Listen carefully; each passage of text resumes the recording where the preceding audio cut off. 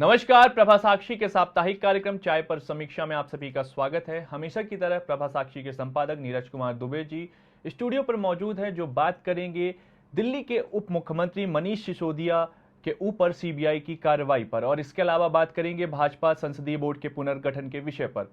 Sir, जैसा कि सबसे बड़ा सवाल इस समय यही है कि सीबीआई ने 14 घंटे तक मनीष सिसोदिया के आवास पर छापेमारी की और तरह तरह के दावे भी सामने आ रहे हैं। आज मनीष सिसोदिया ने भी प्रेस कॉन्फ्रेंस की थी बीते दिनों, और उसमें उन्होंने कहा था कि भाजपा के नेता अलग अलग दावे कर रहे हैं। कोई बोल रहा 8,000 करोड़ का घोटाला है, कोई बोल रहा 11,000 करोड़ का घोटाला है, और सीबीआई अपनी एफआईआर में एक करोड़ की बात कर रही है। जी देखिए, घोटाले में कितने शून्य हैं कितने नहीं है, ये तो खैर सीबीआई जांच से सब कुछ सामने आएगा। बीजेपी के क्या आरोप हैं और मनीष सिसोदिया जी की या आम आदमी पार्टी सरकार की क्या सफाई है, इस पर सीबीआई गौर करेगी। और जो आरोप पत्र सामने आएगा वो हमको देखना होगा कि उसमें क्या क्या चीज़ें कही गई हैं। फिलहाल तो जो मनीष सिसोदिया हैं वो आरोपी नंबर 1 बना दिए गए हैं, जो एफआईआर की है सीबीआई ने। अब आपने कहा कि मनीष सिसोदिया जी पर जो छापे मारे गए हैं उसका क्या राजनीतिक संदेश है, तो राजनीतिक संदेश से ज़्यादा हमको पहले ये देखना चाहिए कि ये सब जो नौबत है ये क्यों आई। नौबत इसलिए आई कि ये बीजेपी को अगर हम थोड़ा सा भी परे रख के हम बात करें, नौबत क्यों आई। दिल्ली सरकार के मुख्य सचिव ने उपराज्यपाल जी को एक फाइल भेजी कि इस तरीके की जो आबकारी नीति नई आई थी उससे राजस्व की इतनी हानि हुई है, मुझे शायद ये घोटाला लग रहा है, इसकी आप जांच कराएं। उपराज्यपाल जी ने उस फाइल को देखा और उसकी सीबीआई जांच के आदेश दे दिए। सीबीआई ने मामला दर्ज किया और छापेमारी की, और ये एक पूरी तरह से प्रक्रियागत मामला है। खुद मनीष सिसोदिया जी ने भी छापेमारी के बाद जब मीडिया से बातचीत करी, उन्होंने यही कहा कि सीबीआई के जो अधिकारी थे वो हमने उनके साथ जांच में सहयोग किया, वो भी बहुत सही लोग थे, उनको निर्देश थे छापेमारी के, उन्होंने छापेमारी की। तो इसमें छापेमारी क्यों हुई है ये सबको पता है। आबकारी नीति जो दिल्ली सरकार की थी उससे दिल्ली को राजस्व का नुकसान हुआ, इस वजह से हुई। उपराज्यपाल मुख्य सचिव की रिपोर्ट उपराज्यपाल को गई, उपराज्यपाल ने जांच के आदेश दिए और छापेमारी हुई। आगे आने वाले दिनों में जो चीज़ें सामने आएंगी कि इसके कौन दोषी है कौन दोषी नहीं है। फिलहाल तो अभी किसी की गिरफ्तारी नहीं हुई है, लेकिन जिस तरह से प्रदर्शन किए जा रहे हैं बीजेपी की तरफ से, कांग्रेस की तरफ से, और केजरीवाल जो सिसोदिया हैं वो खुद भी कह रहे हैं कि शायद मुझे 2-4 दिनों में गिरफ्तार कर लिया जाएगा। तो ये सब अब भविष्य की बातें हैं कि क्या होगा क्या नहीं। लेकिन और इस सब पर क्या है, बहुत सारे लोग विश्लेषण कर भी रहे हैं। हम जरा थोड़ा सा इससे हटकर विश्लेषण करते हैं। अब आपने देखा होगा कि छापेमारी के बाद आम आदमी पार्टी के जो संयोजक हैं, राष्ट्रीय संयोजक अरविंद केजरीवाल, उन्होंने एक न्यूयॉर्क टाइम्स का एक मुख्य पृष्ठ का एक वो क्लिप दिखाया कि भैया ये देखिए, सिसोदिया जी को अमेरिका, जो कि दुनिया का सबसे अमीर देश है, वहाँ का जो सबसे बड़ा अखबार है, उसके मुख्य पृष्ठ पर जगह मिली है। उनकी जो शिक्षा व्यवस्था का उन्होंने कायाकल्प किया है उसके लिए। और इसके अलावा आप देखिए, चाहे आम आदमी पार्टी के चाहे जितने भी नेता हैं, सौरभ भारद्वाज हो, संजय सिंह हो, या जो भी लोग प्रेस कॉन्फ्रेंस कर रहे थे, सबके हाथ में उस अखबार की, उस खबर की एक प्रति थी कि ये देखिए, ये इस वजह से छापा पड़ा है। बाद में बीजेपी ने आरोप लगाया कि भैया ये खलीज टाइम्स भी इसी तरीके का आर्टिकल छापा है, तो ये सौजन्य से छपवाया गया आर्टिकल है। हालांकि न्यूयॉर्क टाइम्स ने इसको खारिज भी किया। सवाल ये भी उठा कि न्यूयॉर्क टाइम्स क्यों आखिरकार उसके अधिकारी रात को जागकर इस बात का खंडन करने के लिए मजबूर हुए। तो इस पर भी सवाल उठा कि बीजेपी का आरोप लगा कि ये सौजन्य से छपा हुआ अखबार था, इसलिए सौजन्य इतना ज़्यादा था कि रात को उठकर उनको स्पष्टीकरण देना पड़ा।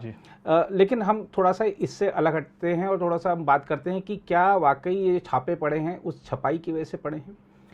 ये बीजेपी आरोप लगा रही है इस तरीके का, सॉरी माफ़ कीजिएगा, आम आदमी पार्टी आरोप लगा रही है, बीजेपी इनकार कर रही है। बीजेपी कह रही है कि आपने जो जनता का पैसा है वो विज्ञापन पे खर्च किया है। कांग्रेस ने भी सेम यही लाइन पकड़ी है कि विज्ञापन पर खर्च किया है।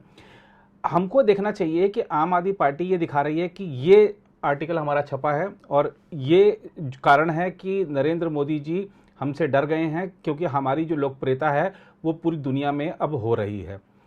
इस पर अब आते हैं, क्या विदेशी अखबार में छपना हमारे नेताओं के लिए एक गोल्ड मेडल की तरह हो गया है कि अगर वहाँ पर, अगर हम दिल्ली के, मान लीजिए कि अगर यहाँ पे बहुत सारे समाचार पत्र हैं भारत के या दिल्ली के या और अन्य किसी प्रदेश के, वो छाप देते हैं तो हमारे नेता इतना खुश नहीं होते। लेकिन अगर विदेशी जो अखबार में छप जाए तो उसको ऐसा ढिंढोरा पीटा जाता है कि हमको तो गोल्ड मेडल मिल गया और हमको अब तो पूरी दुनिया की स्टैंप लग गई कि हम ही हैं सबसे कट्टर ईमानदार और हम ही हैं सबसे बढ़िया जो राजनेता। अब आप देखिए कि अभी हाल ही में प्रधानमंत्री जी ने लाल किले की प्राचीर से जो राष्ट्र को संबोधित किया था, उसमें उन्होंने कहा था कि 5 जो प्रण दिलाए थे, उसमें यह था कि एक था कि गुलामी की मानसिकता। इसे हम गुलामी की मानसिकता ही कह सकते हैं कि हम आज भी अपने स्वदेशी मीडिया की जगह विदेशी मीडिया को प्रमुखता देते हैं कि अगर हम उसमें हमारे किसी बात का उल्लेख हो जाता है या हमारी उसमें कोई कीर्ति का बखान हो जाता है तो वही हमारे लिए सर्वश्रेष्ठ है। हमारे जो अखबार आपके लिए चुनाव के समय हर पन्ना आपके लिए भर देते हैं कि आपने ये वादे किए हैं, आप आगे ये कर सकते हैं, या आपने ये किया है, आप में ये अच्छी काबिलियत है, उसको आप भुला देते हैं। एक मुख पृष्ठ पे वहाँ पर छप गया तो आपके लिए वो बड़ी बात हो गई, आपके लिए गोल्ड मेडल हो गया, आपके लिए सबसे बड़ा सर्टिफिकेट हो गया वो। ये एक मानसिकता है। और मैं नेताओं की बात या सिर्फ आम आदमी पार्टी की बात नहीं कर रहा हूँ, ये हम सबकी मानसिकता है। अब आप समझिए कि मुझे कुछ कपड़े खरीदने हैं, मुझे दिखेगा कि मैं तो ये जो कोई विदेशी ब्रांड है उसकी ले लूँ। मैं अभी हम आत्मनिर्भर भारत की बात कर रहे हैं, लेकिन मैं इसकी क्यों लूँ? क्योंकि मेरे को शायद उसका लोगो मेरे शर्ट पे लगा रहेगा विदेशी ब्रांड का, तो शायद मेरी जो एक पूछ है अपने सर्कल में थोड़ा और बढ़ेगी, वाहवाही होगी। मेरे पास ये स्वदेशी ब्रांड के मोबाइल फ़ोन है, लेकिन मैं इसको क्यों लूँ? मैं तो ये विदेशी बड़ा वाला जो महंगा वाला है ये लूँगा मैं। अब आप देखिए कि जो इस तरीके की बहुत सारी अंतर्राष्ट्रीय स्तर पर संस्थाएँ हैं, कुछ कह सकते हैं कि कुछ देशों ने अपनी बनाई हुई हैं। अब आप लगाइए कि भारत के विरोधी ये सारी की सारी चीज़ें जो संस्थाएं हैं या जो विदेशी मंच हैं, किस तरीके से भारत विरोध उनके अंदर कूट कूट कर भरा हुआ है। आपने बहुत सारे संस्थाओं के तमाम अवसरों पर आने वाले बयान देखे होंगे। कोई कहता है कि भारत में, चाहे हम अमेरिका की बात कर लें, अमेरिका की एक संस्था है वो एक वार्षिक रिपोर्ट जारी करती है कि धार्मिक स्वतंत्रता के मामले में कौन सा देश किस स्थान पर है। उसमें भारत को उठने नहीं दिया जाता है ना। और अपने इस देश में धार्मिक स्वतंत्रता का क्या हाल है उनके यहाँ पर, वो पता चल जाएगा आपको। जरा आप वहाँ के आंकड़े उठाकर देख लीजिए, जो नस्ली भेदभाव है या अन्य तरीके के जो क्राइम हैं आप वहाँ पे उठा के देख लीजिए। और भ्रष्टाचार के मामले में भी भारत को कभी उठने नहीं दिया जाता। जो सूचकांक आते हैं, ये जो संस्थाएं हैं ये कहाँ पे आके सर्वे करती हैं? क्या आम लोगों से पूछती हैं या दिल्ली में ही सर्वे करके चली जाती हैं या कहीं और जाकर सर्वे करती हैं? क्या ये आंकड़े कभी अपने जग जाहिर करेंगी कि ये हमने सर्वे यहाँ किया, भ्रष्टाचार के मामले में भारत इतने स्थान पर है? अब आते हैं कि प्रेस की स्वतंत्रता के मामले में भारत और नीचे 2-4 पायदान नीचे गिर गया, हमेशा नीचे ही गिरता रहता है। जब आपने आकर किस मीडिया कर्मी से आपने बातचीत करी, किस आपने मीडिया संस्थान में जाकर दौरा किया, आपने आम लोगों से कितने सवाल पूछे, कौन कौन से प्रदेशों में गए, कितने जिलों में गए, क्या आपके पास कोई आंकड़ा है? लेकिन हम उसी के आधार पर हम एक अपना एक मानसिक रूप से हम एक बना लेते हैं, हम तो भ्रष्टाचारी देश हैं, हम तो, हमारी यहाँ पे प्रेस की स्वतंत्रता नहीं है, हम जो धार्मिक स्वतंत्रता है हमारे यहाँ पर वो भी बहुत, उसमें भी हम बहुत देशों से बहुत पिछड़े हुए हैं।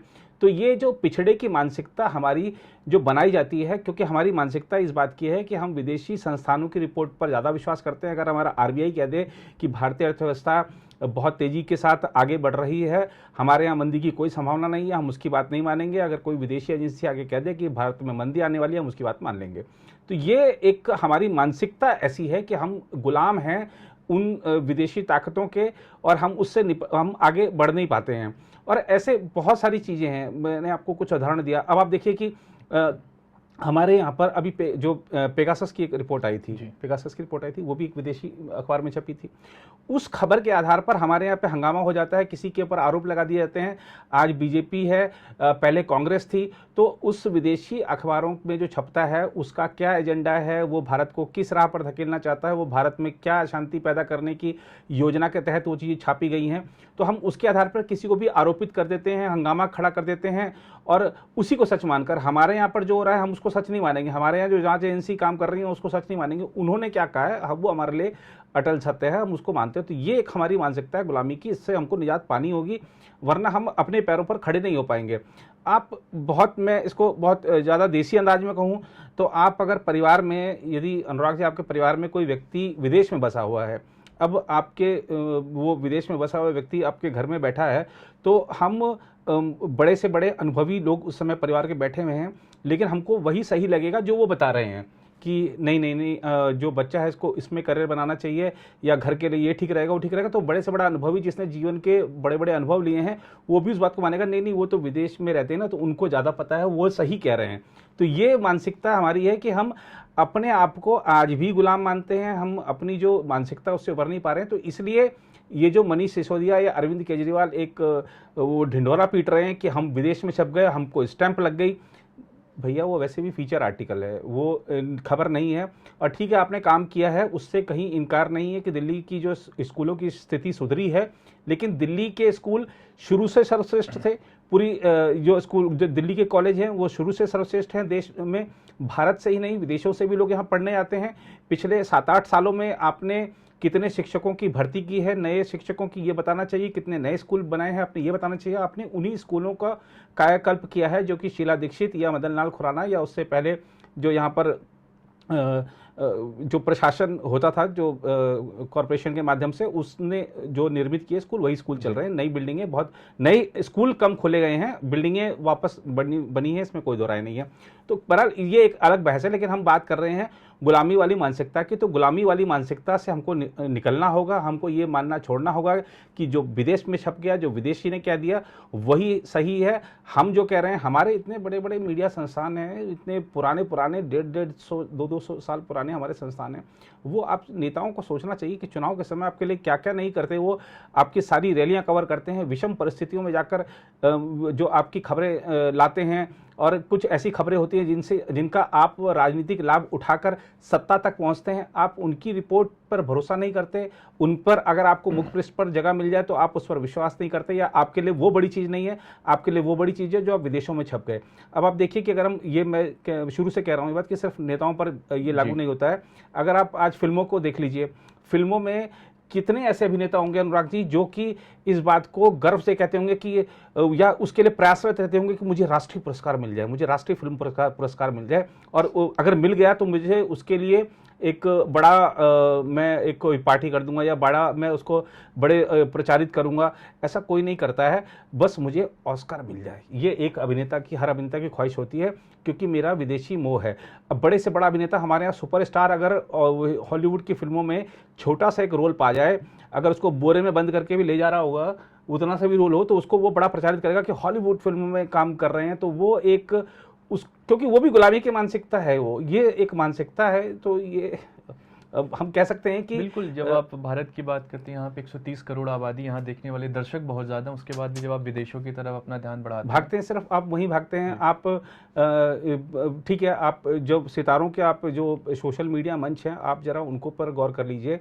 कितने ऐसे सितारे होंगे जो दिखाते होंगे कि मैं जयपुर में गया और ये मेरे तमाम तरह के पिक्चर्स हैं, या मैं मान लीजिए अयोध्या गया, या मैं मान लीजिए कहीं और भारत के किसी भी शहर में गया, मैं लंदन की सड़कों पे घूम रहा हूँ, उसकी फ़ोटो डालूंगा। मैं पेरिस में हूँ, मैं मालदीव्स में हूँ, मैं उसकी फ़ोटो डालूंगा। तो विदेशी एक जो उसके प्रति जो रुचि है, उसके प्रति जो आकर्षण है, वो हम नहीं छोड़ पा रहे हैं। तो ये मानसिकता से निकलना बहुत ज़्यादा ज़रूरी है।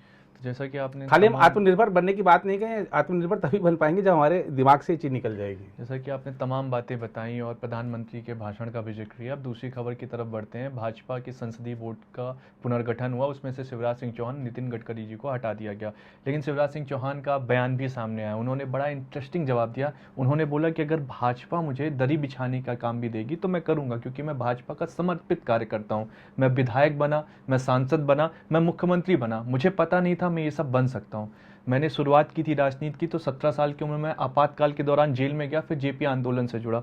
तो उन्होंने तमाम तरह की बातें की और अंततः उन्होंने एक बात ही बोली कि मैं भाजपा का समर्पित कार्यकर्ता हूँ, पार्टी जो सोचेगी वो मेरे लिए अच्छा सोचेगी।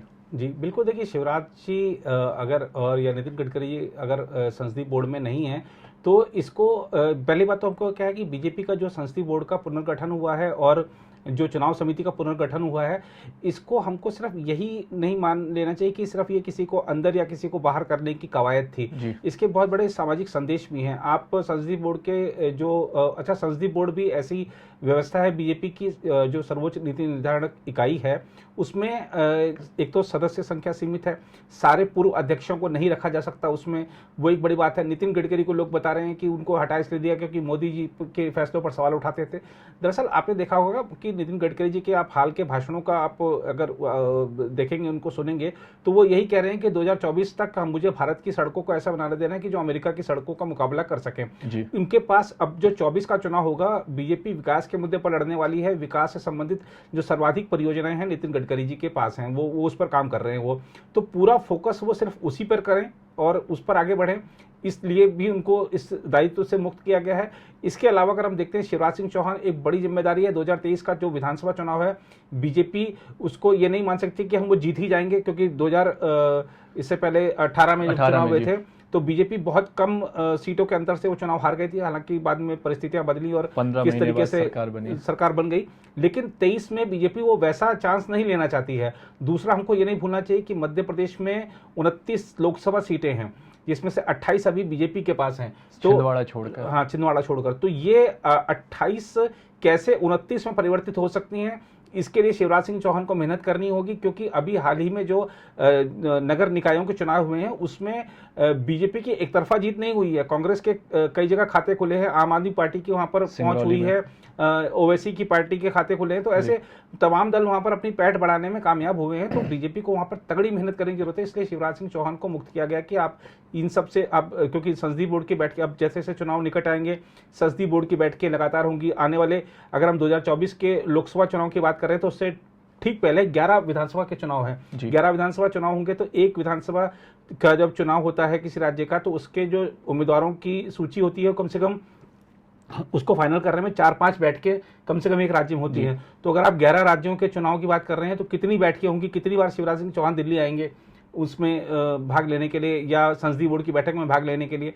तो ये सब, इन सब से मुक्त किया गया है। और प्लस आप देखिए कि संसदीय बोर्ड में जो उत्तर पूर्व का और दक्षिण का प्रतिनिधित्व तो बढ़ा है, एक बड़ी बात है। बीजेपी का अगर हम इतिहास देखें तो बीजेपी ने दक्षिण और उत्तर पूर्व पर अब ज़्यादा फोकस किया, ये चीज़ एक सामने आती है।